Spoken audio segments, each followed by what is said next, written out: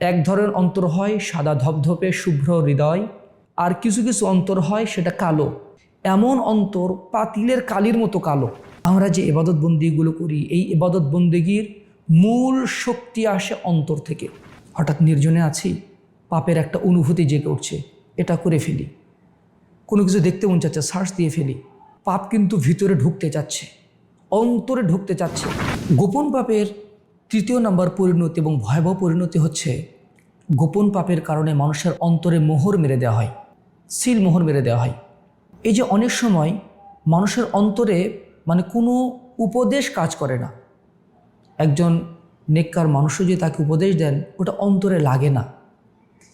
এই এটা কখন তৈরি হয়? এটা মূলত হয় যখন তার অন্তরে পাপের কালিমা লেগে যায়।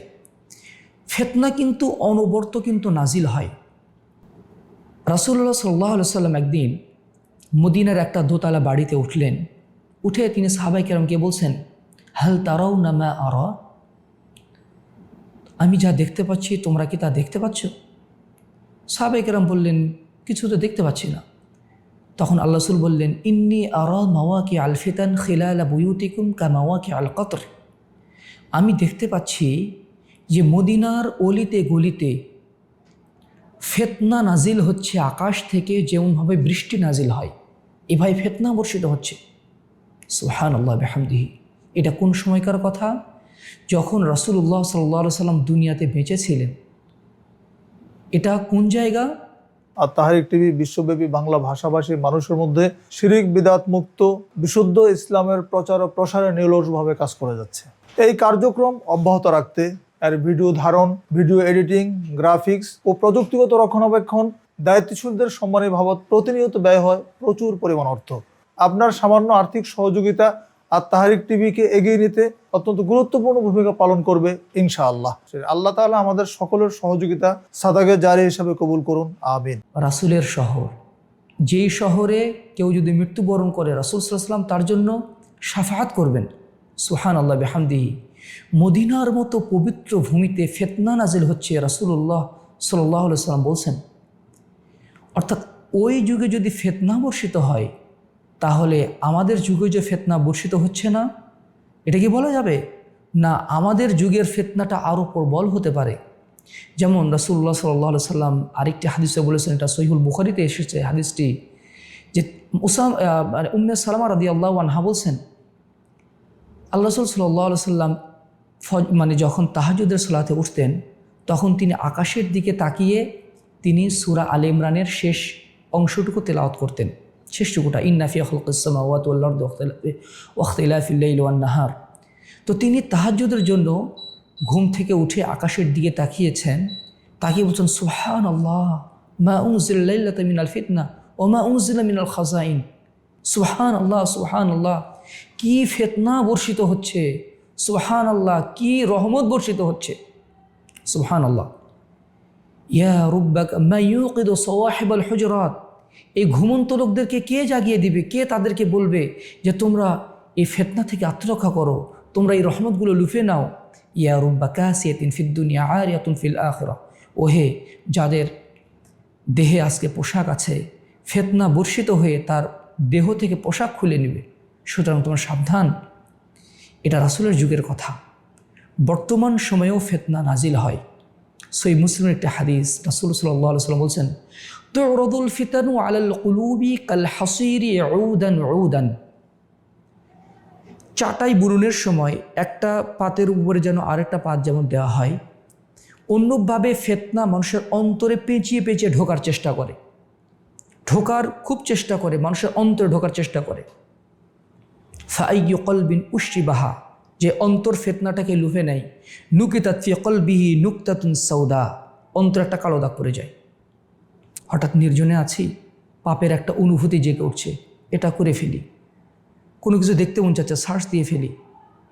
এই যে একটা অনুভূতি, পাপ কিন্তু ভিতরে ঢুকতে চাচ্ছে, অন্তরে ঢুকতে চাচ্ছে।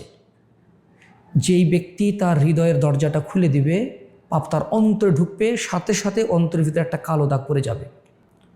ও আইয়ু কলবিন আনকারাহা, আর যে ব্যক্তি ওই অনুভূতিটাকে দূরে ঠেলে দেয়, অর্থাৎ ওই পাপটাকে গ্রহণ করে না, ফিতনাটাকে দূরে সরিয়ে দেয়, নুকিতাত ফি কলবিহি নুকতাতুন সাউদা, তার অন্তরে একটা সাদা দাগ পড়ে যায়। হাত্তা তাসিরা আলা কলবাইন, এভাবে অন্তর দুই ভাগে বিভক্ত হয়ে যায়।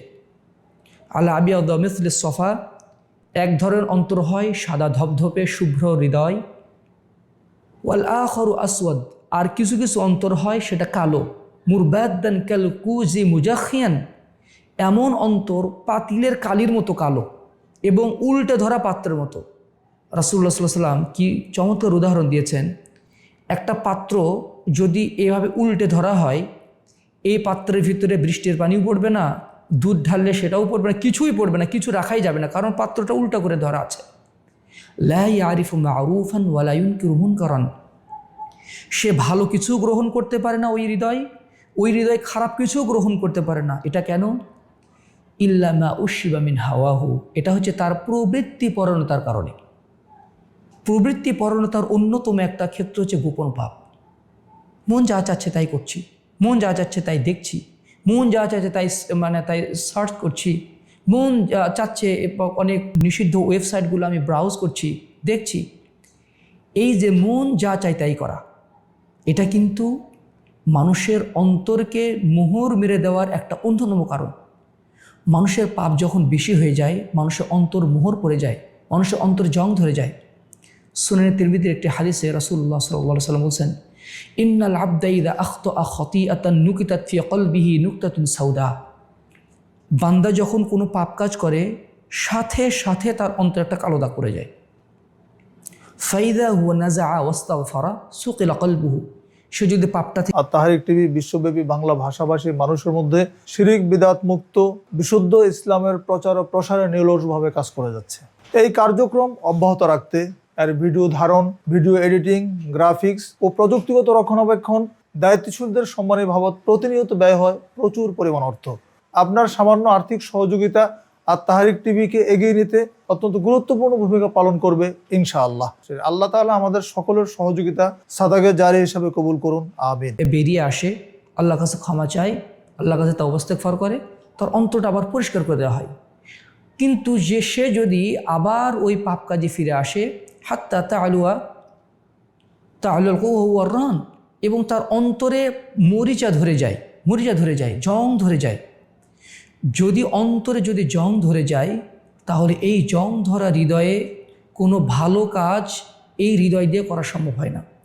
আমরা যে ইবাদত বন্দিগুলো করি, এই ইবাদত বন্দিগির মূল শক্তি আসে অন্তর থেকে, অন্তর যখন পবিত্র থাকে, অন্তর যখন সুস্থ থাকে, তখন এই অন্তর দিয়ে আমরা প্রশান্তির সাথে ইবাদতবন্দি করতে পারি। অন্তর যখন অসুস্থ হয়ে যায়, অন্তরে যখন কালো দাগ থাকে, অন্তর যখন পাপের প্রভাব থাকে, পাপের কালিমা থাকে, তখন এই অসুস্থ হৃদয় দিয়ে, জং ধরা হৃদয় দিয়ে, মোহর মারা হৃদয় দিয়ে আমরা ইবাদতে আত্মনিয়োগ করতে পারি না। অনেক সময় মনে হয় যে ইবাদত করার খুবই চেষ্টা করছি কিন্তু পারছি না। এটা অন্যতম কারণ হচ্ছে অন্তরে মোহর মেরে যাওয়ার কারণে। সুতরাং গোপন পাপ যদি বেশি হয়ে যায়, অন্তরে মোহর মেরে দেওয়া হবে, মোহর চলে আসবে, অন্তর জং ধরে যাবে। ফলে এই অন্তর দিয়ে আল্লাহর যেভাবে দাসত্ব করা প্রয়োজন আমরা সেভাবে পারবো না। হয়তোবা সিদ্ধান্ত নিব, হয়তোবা খুব প্ল্যান করব, ইবাদতবন্দি করার, এলেম অর্জন করার প্ল্যান করব, অনেক কিছুই প্ল্যান করব, দিন শেষে সেটা আর হয়ে উঠবে না। সুতরাং গোপন পাপ থেকে অবশ্যই আমাদেরকে বিরত থাকা প্রয়োজন। আল্লাহ তাআলা আমাদের তৌফিক দান করুন, আল্লাহুম্মা আমিন। আত-তাহারিক টিভি, ওহির আলোয় উদ্ভাসিত জীবনের জন্য।